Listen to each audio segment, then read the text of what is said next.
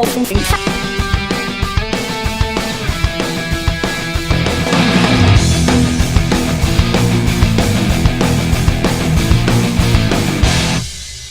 guys. Look at us on the same page. It's Ashley back here with Media Glitch. Got my good friend Malik Daniels. How's it going? As Pleasure always. to meet you. Pleasure to see you. Yes. Off to a good start. Hey, listen. So we just walked out of Hail Caesar, the most recent installment in the Coen Brothers, saga history. Everything just that they opened do. this Friday, starring Josh Brolin, Scarlett Johansson, George Clooney, Channing Tatum, Ray Fiennes, Jonah Hill.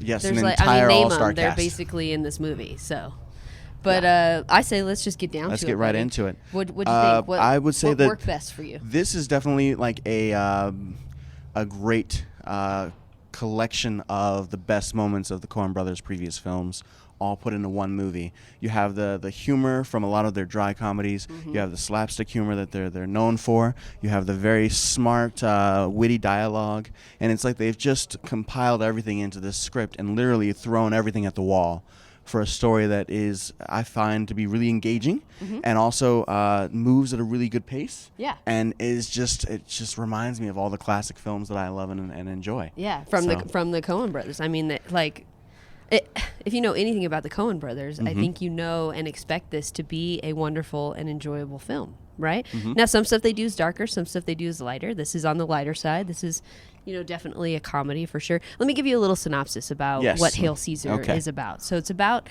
this gentleman named Eddie Mannix, played by Josh Brolin. And basically, he works for Capitol Pictures, and he is the fixer. So he makes sure everything is PC for Capitol Records, that their name never gets smudged for any reason. So he's constantly fixing stupid things that actors are doing, making sure productions are running on time, and we just basically follow him through it's like a day in the life. Yes, but this gives an insight into the old way that the studios used to be. Yeah. The way they fabricated relationships, the way that they were completely in charge of every public persona. Controlled media stories. Exactly. So we only heard what we were supposed to hear, kind of thing. So. And it's nice in that sense because much like most kind of biopics, you get little segments and little slivers of what the life is like as that head. I mean, you even get to see his family, and you get a little bit more in depth. But this movie comes in at a crucial time of where everything is just going to. Yeah, because it takes place in the 50s. So there's a lot of political controversy happening. Studios are becoming what we know today as this, like it's the studio era. Basically. Television is on its way and making its way too, which is also that questioning whether or not movies will stay around once people get it in their homes. So it's a really cool era, I think, to explore the filmmaking industry. And being a filmmaker myself, I love movies that are behind the scenes, that are movies about making movies. I love them. I think they're so enjoyable. And this one doesn't disappoint. What'd you whatsoever. think? I actually really enjoyed it. I giggled all throughout. Like it's extremely funny, I think, and but kind of in a quirky, weird way. Like if you don't sign on to the Coen Brothers humor, you might not totally get into it, but I do. And I can see how it could be too serious or taken seriously if you're not in on the joke. Yeah, right, exactly. But it's actually quite humorous and enjoyable. And let me just tell you, I love the way they shot this film because it looks like those old school era 1950s movies. The colors are super saturated. The sets are very intricate and detailed. The camera movement is very similar to the way it used to be done. And who was the cinematographer on this one? Come on, good old Roger Deakins, dude. I should have just said that, right? Deakins did this. Enough said. Moving on. Oscar nominated. Cinematography is beautiful as always. They shot on 35 millimeter because the Coen Brothers, they like film. They do not like digital. Another bonus point, in my opinion, as you guys know. Now, another thing that I liked was also the music aspect. I mean, Carter Burwell did the score, but there were a lot of, there's even a whole bunch of musical numbers that you get. Yeah. Because, I mean, musicals were huge in the 50s. Yeah. Same with the Westerns and all. And these great original songs that are hilarious, and some of them are over the top. And some of them are just elegant, and they're all they make me want to watch the movies, even though they're fake. That's what I'm movies. saying. You get these great little glimpses, little scenes of every movie that's being shot on the studio lot, as we're going through a day in the life. And I love that we get to see that, you go into the editor's bay, and you get to see just what she's cutting at that point. And then you walk onto set, and you see a little number by Mr. Channing Tatum, singing and dancing. There's so many great little moments. And there's several storylines that branch out throughout this movie, but I never felt lost. I never felt like there was too much to follow or, where they were just Yeah. trying to steer you in too many different directions. Now, a lot of arguments. Very concise. Well, Burn After Reading is an example people Yeah. use where it's so many stories kind of intertwining and coming Right. together, and that it's A lot of people had a hard time signing on to that and one. it's also it's different levels of humor. Yeah. And all they definitely make Dude, sure Brad that you are. What's he do? They definitely make sure that through this movie you know who you're following, you know what line Yeah. you're following, and you're constantly being checked But in how on. they're all interweaved and connected, and I fully enjoyed it, man. All right. Anything that didn't work for Colors you? were beautiful. Anything that didn't work for me? Gosh, not that I can think of. No, nothing. Like, I might process this later and come up with something, although very doubtful. However, in this moment, like, it was fully enjoyable. It was beautiful to look at. It was beautiful to listen to.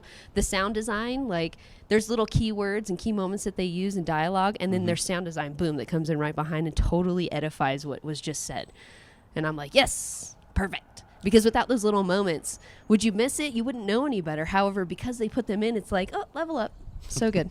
Okay. Well, for me, I would say that even though there's a lot happening and it's this really kind of daunting day and the stakes are high, because of the fact that they go to so many other facets and they show so much of Capitol Pictures, you never, I feel the danger that Mannix is feeling. Yeah. I mean, like, you know that something's bad. You know that he's going through a hard time. But in terms of the connection of, like, I didn't... Did you want to feel a little more stressed out because of it? I think that with the amount of things that were going on, the stress level should have been pretty high. Yeah. But I never was allowed to get stressed out because I always had the alleviation of so much. Different things. Yeah. I can see that. I understand what you're saying. However, I didn't miss that. No, for and me. it's not, and to be honest with you, it's not Yeah. something that I missed. Right.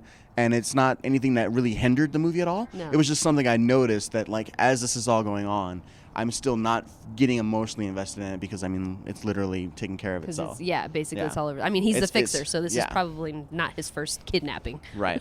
You know? But the way that he handles it, I guess, also is another reason why I didn't get as invested because Yeah. he's worried, but he's not as worried. Yeah. So but that's what he does. So he has to maintain this level of, like, chill. yes, and there's You more know? danger in the other through lines, I would say. Yeah. So if we are, Josh Brolin did so great. He did so great. The performances were stellar. I mean, really on point. Mm-hmm. On point.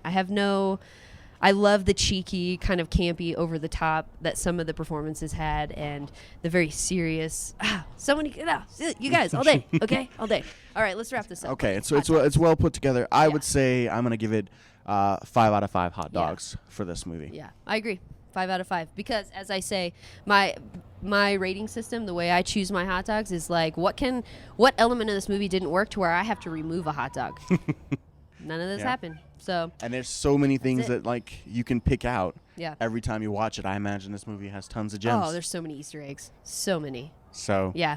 All right, guys. Well, as always, we love you very much. Thank you so much for checking out another movie segment here on the Wonderful Media Glitch. Comment below. Let us know if you saw the movie, what you thought, performance. Yeah. What's your favorite Coen Brothers movie? There's plenty of them out there, plenty, guys. yep. Plenty of them out there. So Be if sure you to- haven't subscribed already, I'm There sorry, you go. buddy. No, you're cutting them off. I do that Totally right. often. Totally right. Yes. Tell them what's up. Subscribe Tell them what they need to and do. subscribe, like, Yeah. check it out, Yeah. and let us know your thoughts. And we'll see you on the next one. see you on the next We love one. you. Peace out. Peace.